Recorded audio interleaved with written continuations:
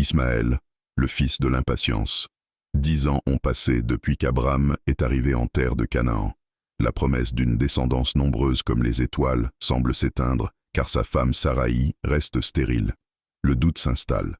Dans un acte de désespoir et de coutume antique, Saraï propose à son mari une solution humaine. « Prends ma servante égyptienne Agar, peut-être que par elle, j'aurai des enfants. » Abraham accepte, mais ce qui devait être une solution devient une source de déchirement. Dès qu'Agar se voit enceinte, le mépris s'installe entre les deux femmes. Saraï, blessée, traite durement sa servante, au point qu'Agar s'enfuit dans le désert, seule et désespérée. C'est là, près d'une source d'eau, qu'une voix l'arrête. L'ange de l'Éternel la trouve et lui ordonne de retourner vers sa maîtresse. L'ange lui fait une promesse inattendue. « Tu enfanteras un fils, et tu l'appelleras Ismaël, car Dieu a entendu ton humiliation. » Ismaël signifie « Dieu entend ». Il ne sera pas un enfant comme les autres, il sera un homme sauvage, sa main contre tous et la main de tous contre lui.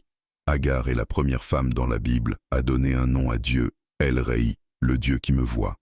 À l'âge de 86 ans, Abraham voit enfin naître son premier fils. Ismaël grandit sous la tente de son père, aimé et reconnu comme l'héritier. Mais 13 ans plus tard, Dieu revient avec une nouvelle qui va tout bouleverser. La promesse passera par Saraï et non par Ismaël. Une tension naît alors entre deux lignées, deux frères et deux destins qui marqueront l'histoire du monde pour toujours.